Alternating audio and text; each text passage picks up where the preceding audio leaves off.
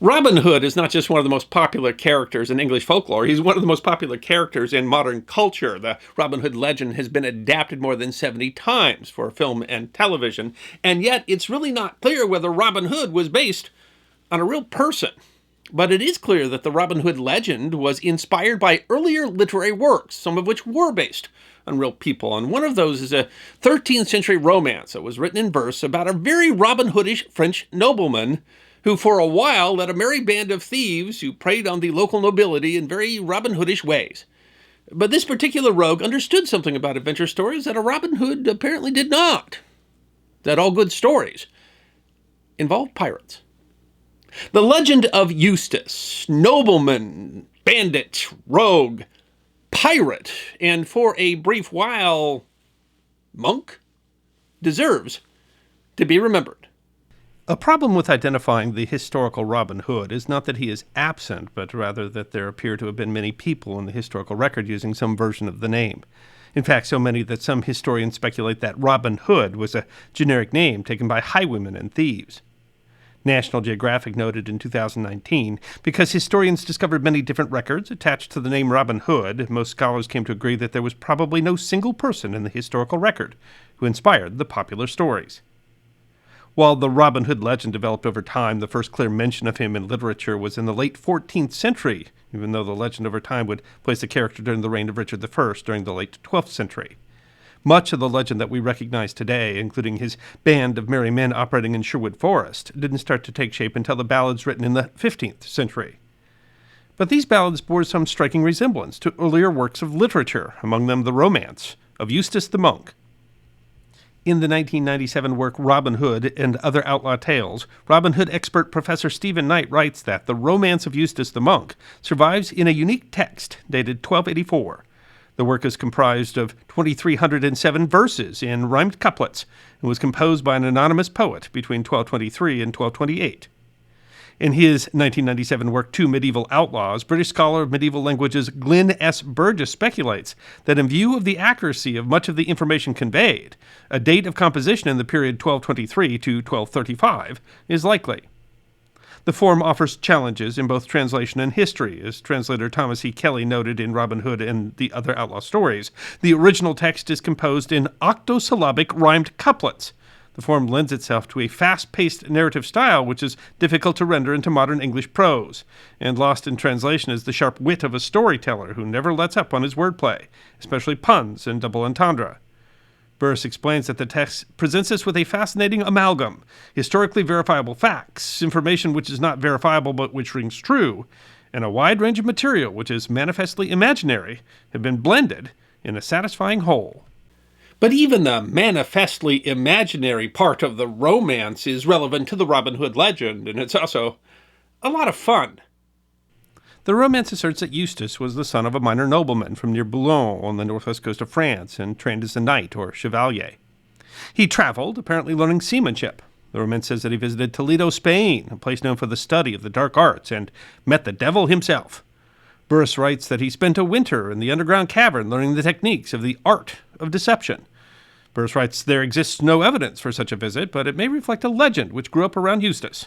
The chronicle History of the Dukes of Normandy proclaims, "No one would believe the marvels he accomplished, nor those which happened to him many times." Next, according to the chronicle, Eustace makes the odd choice to join a monastery. Burris writes our best evidence comes from the romance, which tells us on 2 occasions that he became a black monk at St. Saumer. He appears to have been as ill-suited to the monastery as you would expect. Burris writes, indeed, the author of the romance spends a good deal of space telling us what an unsuitable candidate he was for devotion to a life of prayer. History Extra expounds, no sooner had he joined the monastery that we're told that he was performing many devilish acts. He encouraged the brothers to eat when they should have been fasting, curse when they should have been reciting the office, and he urged them to fart in the cloister.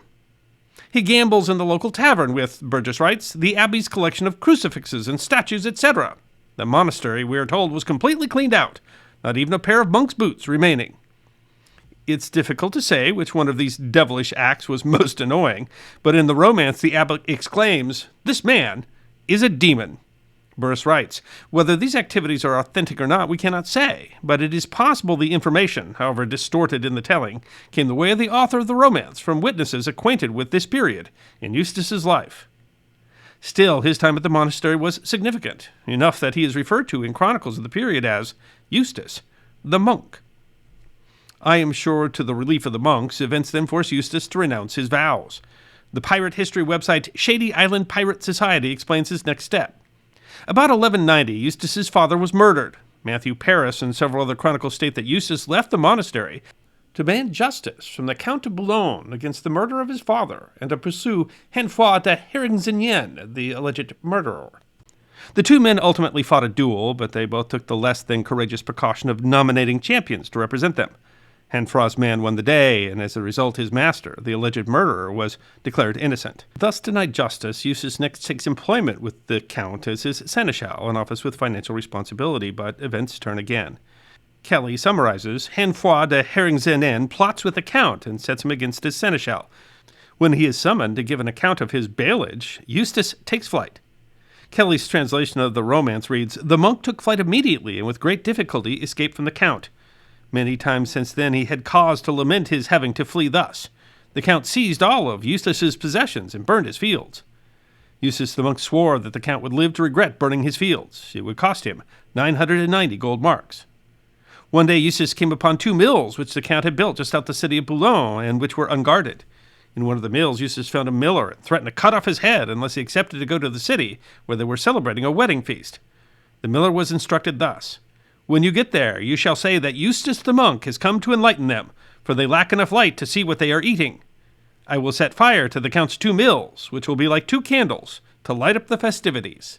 Now, admittedly, the backstory so far doesn't sound much like Robin Hood, but now we're getting to the similarity, because now Eustace the monk is an outlaw bandit, the sworn enemy of Count Renaud de Desmartins, and it's here that he starts to sound a lot more like Robin Hood, although a more vulgar one that has a talent for well-timed flatulence. History Extra writes, taking to the forest round Boulogne, Eustace sustained himself through brigandage and a thirst for revenge against the Count. Here the legend really takes off. Eustace and his men engaged in a series of outrageous escapades, robbery, lightning raids, dramatic escapes, as they pursued the former monk's vendetta against the Count. As a bandit, he, like Robin Hood, operated by a sort of code. For example, when he comes upon a merchant, Eustace promptly asked, "Tell me, how much money do you have?" To which the merchant replied, "Sir, I tell you truthfully, without a lie. I have 40 pounds in a belt, and I also have 15 sous in my purse." Eustace quickly took it from him and led the man into a thicket where he proceeded to count all the money. He immediately gave the merchant back his money, saying, "Go, may God be with you. If you had in any way lied to me, you would have been left here without a cent. You would have lost all you have, keeping not even a penny." The merchant thanked him for his generosity. Yet when Eustace waylaid the abbot of Humingay, Eustace asked how much money he had with him. 4 marks, said the abbot. "In truth, I only have 4 marks silver." Eustace searched him and immediately found 30 marks or more. He gave back to the abbot the 4 marks he claimed to have. The abbot became duly furious, for had he told the truth, he would have gotten back all his money.